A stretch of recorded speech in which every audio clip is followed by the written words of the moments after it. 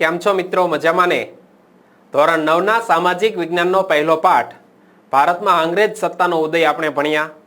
એનું હવે આપણે સ્વાધ્યાય જોઈ લઈએ. તો મારી સામે ધોરણ 9 નો એક વિદ્યાર્થી ઊભો છે. બેસી જશો. વચ્ચે તમને જે કાંઈ પ્રશ્નો હું પૂછીશ એના જવાબ તમારે આપવાના રહેશે, બરોબર?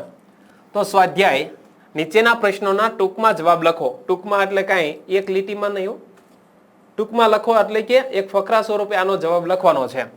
તો પહેલો પ્રશ્ન, યુરોપિયન પ્રજાને ભારત આવવાનો જલમાર્ગ શોધવાની ફરજ પડી, વિધાન સમજાવો.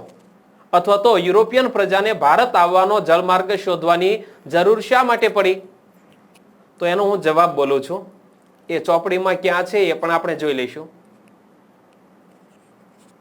અંગ્રેજોએ જમીન માર્ગે અને જળ માર્ગ દ્વારા ભારતમાં આવતા હતા. વચ્ચેનું એક સ્થળ એટલે કોન્સ્ટેન્ટિનોપલ. તુર્ક મુસલમાનોએ 1453માં કોન્સ્ટેન્ટિનોપલ જીતી લીધું. તેથી યુરોપિયન પ્રજાને ભારત આવવાનો આ જમીન માર્ગ બંધ થઈ ગયો. તો અંગ્રેજોને વ્યાપાર કરવા અને ભારત દેશ સાથે ઓલા જે મરી મસાલા હતા ને, ભારત દેશના મરી મસાલાનો ચસ્કો અંગ્રેજોને લાગ્યો હતો. તો ભારત દેશ સાથે ફરીથી વ્યાપારનું જોડાણ કરવા માટે થઈને અંગ્રેજોને નવો જળમાર્ગ શોધવાની જરૂર પડી. હવે આપણે આ ટેક્સ્ટ બુકની અંદર ક્યાં જવાબ છે એ આપણે જોઈ લઈએ. પાઠની શરૂઆતમાં જ આવ્યું હતું.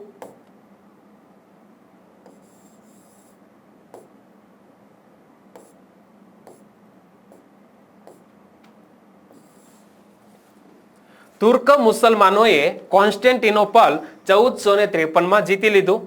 આથી યુરોપવાસીઓ માટે કોન્સ્ટેન્ટિનોપલ એટલે કે ઇસ્તંબુલ થઈને ભારત આવવાનો જળમાર્ગ બંધ થઈ ગયો અને યુરોપવાસીઓને મરી મસાલા વગર હવે ચાલે તેમ ન હતું.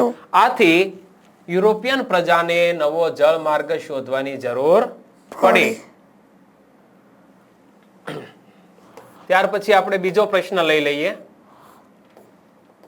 હા, બીજો પ્રશ્ન, ડેલહાઉસીએ કયા કયા સુધારાવાદી કાર્યો કર્યા? ડેલહાઉસીએ કયા કયા સુધારાવાદી કાર્યો કર્યા?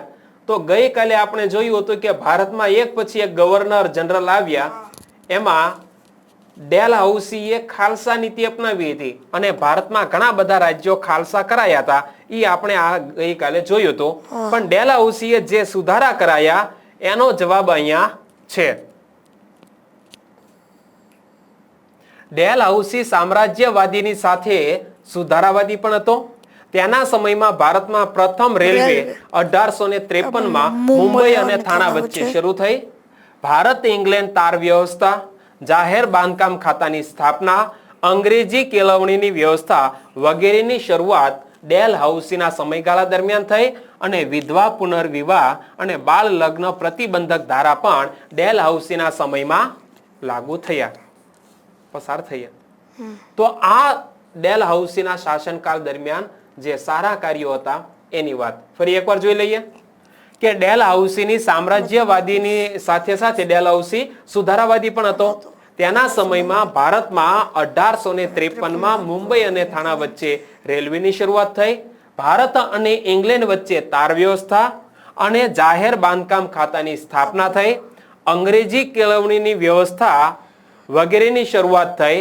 વિધવા પુનર્વિવાહ અને બાળ લગ્ન પ્રતિબંધક ધારા પણ ડેલહાઉસીના સમયમાં પસાર થયા. તો આ બીજો પ્રશ્ન.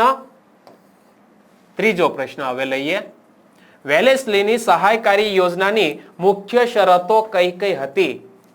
વેલેસ્લીની સહાયકારી યોજનાની મુખ્ય શરતો કઈ કઈ હતી? તો આપણે એ કોષ્ટક જોઈ લઈએ. એ આ સહાયકારી યોજનાની મુખ્ય શરતો. કંપની સરકાર તાલીમ પામેલું સૈન્ય યોજના સ્વીકારનાર રાજ્યને આપશે. કંપની સરકાર તાલીમ પામેલું સૈન્ય સહાયકારી યોજના સ્વીકારનાર રાજાને આપશે અને આ સૈન્ય રાજ્યના આંતરિક અને બાહ્ય આક્રમણથી રાજ્યનું રક્ષણ કરશે. તાલીમ પામેલું સૈન્ય રાજાને આપશે અને રાજાને બાહ્ય અને આંતરિક આક્રમણથી બચાવશે. તેના બદલામાં યોજના સ્વીકારનાર રાજાઓએ લશ્કરી ખર્ચ આપવાનો, અથવા જો લશ્કરી ખર્ચ ના આપે તો તેટલી જ કિંમતની અથવા તો તેટલી જ આવક ધરાવતો પ્રદેશ અંગ્રેજોને આપવાનો રહેશે. એટલે આને મુદ્દાવાઇઝ લખી નાખવાના. મુદ્દાવાઇઝ તીર પાડીને જ લખવાના. સમજાણું?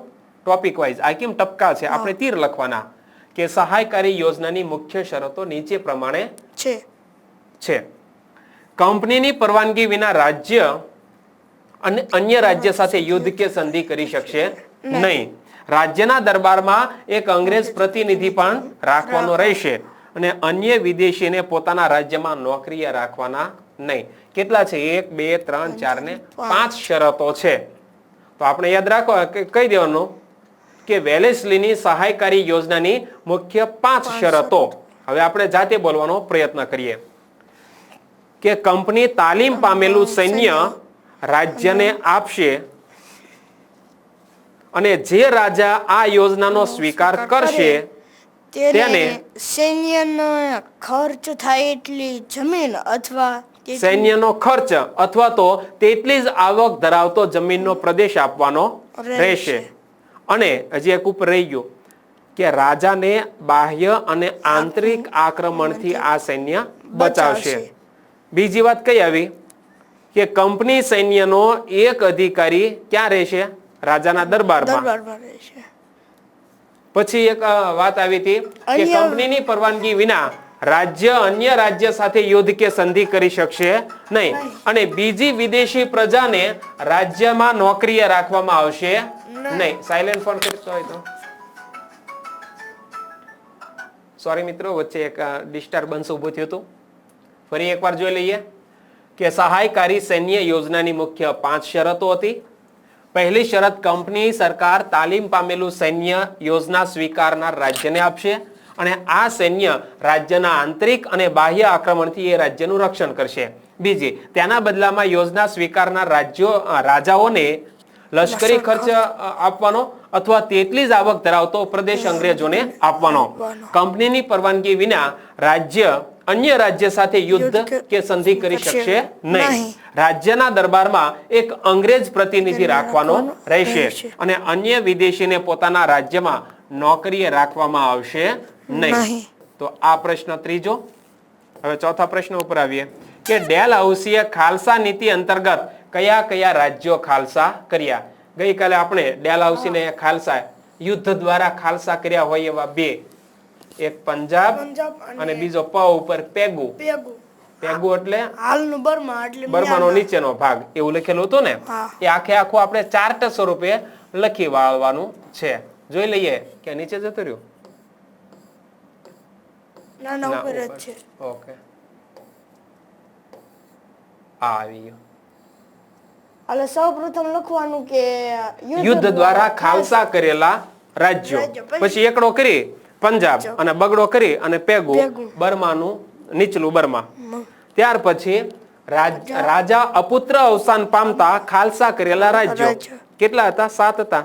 4 પૂર હતા અને 3 બીજા સતારા, ઝાંસી અને બઘાત અને 4 પૂર કયા? જેતપુર, સંબલપુર, નાગપુર અને ઉદયપુર. હા. ત્યાર પછી ગેરવહીવટના બહાના નીચે ખાલસા કર્યા હોય એવું એક રાજ્ય અવધ. કરજની ઉઘરાણી તળે ખાલસા કર્યું હોય એવો એક પ્રાંત નિઝામનો વરાડ પ્રાંત. નામ માત્રની સત્તાનો અંત લાવી ખાલસા કર્યા હોય એવા 2 રાજ્યો કર્ણાટક અને તાંજોર. તો આ ચોથા પ્રશ્નનો જવાબ થઈ જશે. સમજાઈ ગયું? આ ચારેય મોટા પ્રશ્નો હતા. હવે આપણે આવીએ નીચેના પ્રશ્નોના જવાબ મુદ્દાસર લખો. આમાં પણ આપણે વિશેષ રીતે લખવું પડશે. પ્લાસીના યુદ્ધની ટૂંકમાં માહિતી આપો. તો પ્લાસીના યુદ્ધનો આખો વિડીયો, એમાં આપણે જે આખો પોર્શન ભાગ છે 3 ફકરા છે, તો એ આખા લખી નાખવાથી આપણને પૂરા માર્ક્સ મળી જશે. હા, લખી નાખવાના પૂરેપૂરા, યાદ તો રાખી જ લેવાનું છે. કંપની શાસનની ભારત પર થયેલી આર્થિક અસરો. આપણે આ વિડીયો હમણાં જોયો ગત વિડીયોમાં કે કંપની શાસનની ભારત ઉપર થયેલી આર્થિક અસરો જણાવો. તો એ આર્થિક અસરો અહીંથી લખવાની. કયું આવશે જોઈ લઈએ ફરી એકવાર.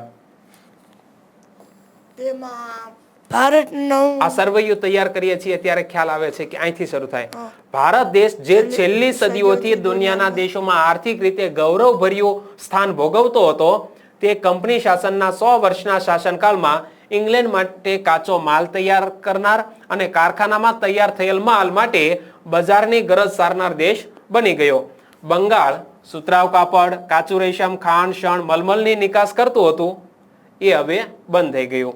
પરંતુ દ્વિમુખી શાસન બાદ બંગાળની આર્થિક ચમક ઝાંખી પડી ગઈ. એટલે કે બંગાળ હતું તે આર્થિક રીતે પાયમાલ થઈ ગયું અને કંપનીની અન્યાયી મહેસૂલ નીતિના કારણે ભારતના ખેડૂતો પાયમાલ અને દેવાદાર બન્યા. અંગ્રેજ સરકારે ઇંગ્લેન્ડ ઉદ્યોગોને વિકસાવવા ભારતના કાપડ ઉદ્યોગ ઉપર અન્યાયી જકાત નાખી. ભારતના હુન્નર ઉદ્યોગોને કચડી નાખવા વિવિધ અયોગ્ય રીત રસમ અપનાવી અને જેથી ભારતના ઉદ્યોગ ધંધા પડી ભાંગ્યા અને ભારતનો કારીગર ગરીબ અને બેરોજગાર બન્યો.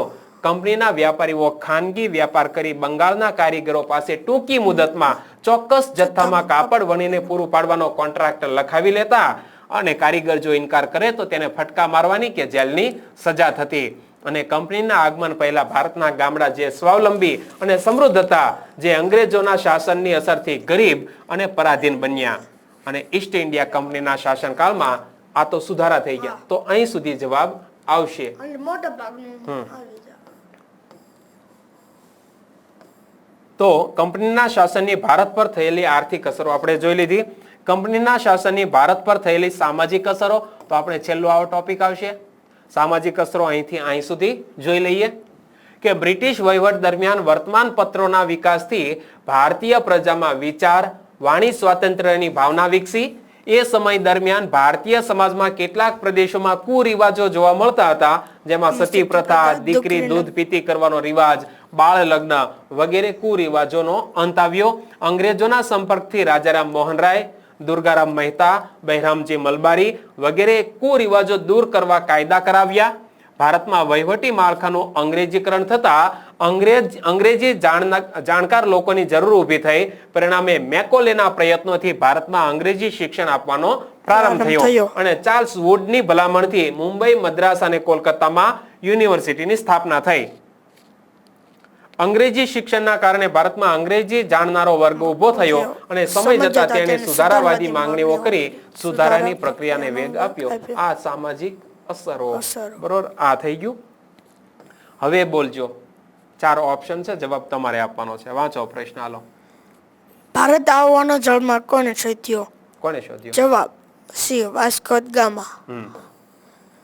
બીજો પ્રશ્ન. ભારતમાં જાહેર બાંધકામ ખાતાની સ્થાપના કોના સમયમાં થઈ?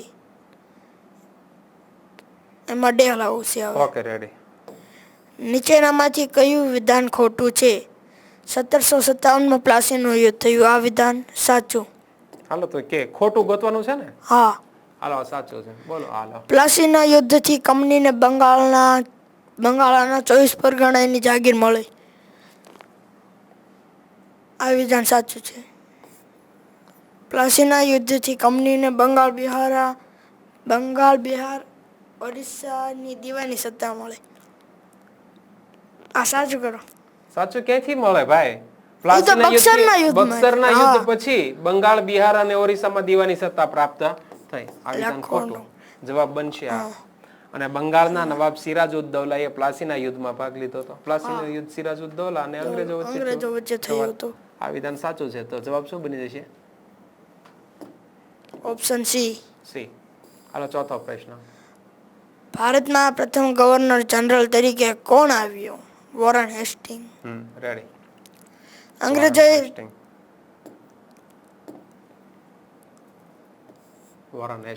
અંગ્રેજોએ ત્રીજા મૈસૂર વિગ્રહ કોની સાથે કર્યા? કાલ 4 મૈસૂર વિગ્રહ ભણ્યા હતા. ત્રીજો મૈસૂર વિગ્રહ ટીપુ સુલતાન સાથે, અને તેમાં ટીપુ સુલતાનની હાર થાય છે. તો કઈ સંધિ થઈ હતી? શ્રી રંગપટ્ટનમની સંધિ થઈ. રાઈટ.